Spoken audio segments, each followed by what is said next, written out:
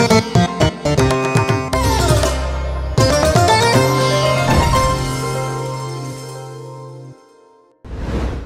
मित्रांनो, येशू ख्रिस्ताच्या नावाने तुम्हाला शुभेच्छा देतो. कसे आहात? तुम्ही आनंदी आहात का? काय सांगू, आनंद तर दूरची गोष्ट आहे. परत अडचणी आणि संघर्षच आहेत. मीही प्रार्थना करून पाहतोय, प्रयत्न करून पाहतोय, पण काहीच घडत नाही. परिस्थिती पाहिली तर निराशा, दुःख आणि चिंता याच वाटते असे म्हणताय का? असे असायला नको. तुम्ही या सगळ्या परिस्थिती पाहून खचून जाऊ नका, दुःखी आहे असे म्हणू नका. आपल्या आजूबाजूची परिस्थिती अशीच असते, पण तुम्ही पाहिलं पाहिजे ते म्हणजे तुमच्या सोबत असलेला येशू. तोच हात धरून मार्ग दाखवतो. तुमच्या जवळ असलेले येशूकडे ना पाहता परिस्थिती का पाहता? येशूकडे पहा. ते काय अपेक्षा करत आहेत?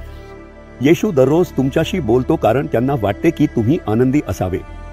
पण जर तुम्ही आनंदी ना राहता दररोज दुःखी असे म्हणत राहिला तर परमेश्वराला दुःख होणार नाही का? माझी मुले आनंदी असावीत म्हणूनच मी दररोज तुमच्याशी बोलतो असे परमेश्वर म्हणतो. आता परमेश्वर काय सांगत आहेत पहा. स्तोत्रसंहिता 37:4. परमेश्वराच्या ठाई तुला आनंद होईल, तो तुझे मनोरथ पूर्ण करी. तुझ्या हृदयात काही इच्छा आहेत, माझ्या कुटुंबात हे घडावे, नोकरीत हे व्हावे, सेवेमध्ये हे यशस्वी व्हावे, मुलांच्या बाबतीत हे घडावे, हे काम यशस्वी व्हावे अशी एक इच्छा आहे. तुम्हाला वाटते का की काहीच घडणार नाही? प्रभू काय म्हणतात माहिती आहे का?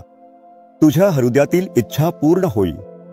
माझ्या मुला मुली, तुझी इच्छा मी पूर्ण करीन, तुला आशीर्वाद देईन. पण तुला एक गोष्ट करावी लागेल. प्रभूच्या सान्निध्यात आनंदात राहावे लागेल, येशूमध्ये आनंदी राहावे लागेल, तेव्हाच ते पूर्ण होईल.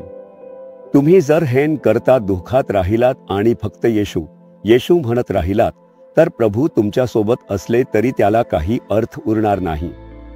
तुम्ही आनंदात आणि हर्षात असलात तर तुम्ही काय प्रकट करता माहिती आहे का? तुम्ही तुमचा विश्वास प्रकट करता. अहो, तुमच्या घरी इतक्या अडचणी आहेत, गरजा आहेत, संकटे आहेत आणि तरीही तुम्ही इतके आनंदी आहात. मग हे सगळे येशू ख्रिस्त सांभाळून घेतील. ते माझ्यासोबत आहेत तेवढे मला पुरेसे आहे, येशूने सगळे पूर्ण केले. हा विश्वास व्यक्त करणे म्हणजेच माझा आनंद होईल. तुम्ही मनापासून आनंदी असाल तर त्याचा अर्थ तुम्ही येशूवर विश्वास ठेवता. पण जर तुम्ही खचून गेलात, काळजीत दुःखी चेहऱ्याने राहिलात तर त्याचा अर्थ तुम्हाला विश्वास नाही. म्हणजे अविश्वास ठेवणाऱ्यांना प्रभू मदत करू शकत नाही. अविश्वास देवाला दुःखी करतो आणि तो सैतानाला तुमच्यात प्रवेश करण्याचा मार्ग खुला करून देतो. म्हणून तुमचा विश्वास व्यक्त करणे हेच खऱ्या अर्थाने आनंद असणे. परिस्थिती पाहून येणारा आनंद हा जगातील लोकांचा असतो, पण तुम्ही जर येशूमध्ये असाल तर तुम्ही नेहमीच आनंदी राहाल. काय झाले तरी तुम्ही आनंदीच राहाल. तो माझ्यात आहे, पुढेही तोच मला मार्गदर्शन करेल, हीच आनंद आहे. तो आनंद तुमच्याकडे आहे का? जर तुम्ही येशूमध्ये आनंदात असाल तर तुम्ही हृदयातून जे काही मागाल ते सर्व तो देईल. मग आज तुम्ही दुःखी असण्याचे काही कारण नाही.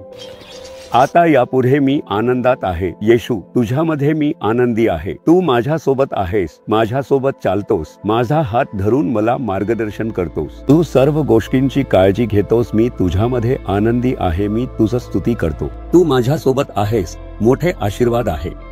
मरण पाहून जिवंत झालास, माझे पाप क्षमा केलीस. तू माझा आधार आहेस. धन्यवाद, धन्यवाद. स्तुती करत आनंदात रहा. लगेचच एक चमत्कार घडेल. जेव्हा तू आनंदात असतोस तेव्हा तू त्याच्यावर ठेवलेला विश्वास प्रकट करतोस, तेव्हा चमत्कार घडू शकतो. प्रभू पाहतील, माझे मूल इतक्या अडचणींच्या मधोमध सुद्धा कसे आनंदात आहे. माझ्यावर विश्वास ठेवला आहे, मी नक्कीच चमत्कार करीन. म्हणूनच आज तू रडलेल्या चेहऱ्याने राहू नकोस, दुःखी राहू नकोस. येशूमध्ये आनंदी रहा. येशू, तू माझ्यात आहेस आणि मी आनंदात आहे. मी अनेक वेळा असे म्हटले आहे, येशू, मी आनंदात आहे, तुझे आभार मानतो.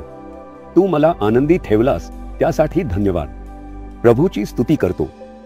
तुम्ही ही स्तुती करून बघा, लगेच एखादे चमत्कार घडेल.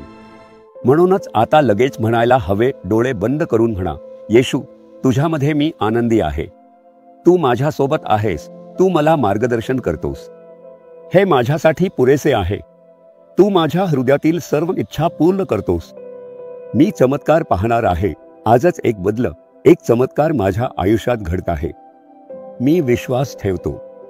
येशूच्या नावाने आमेन आमेन.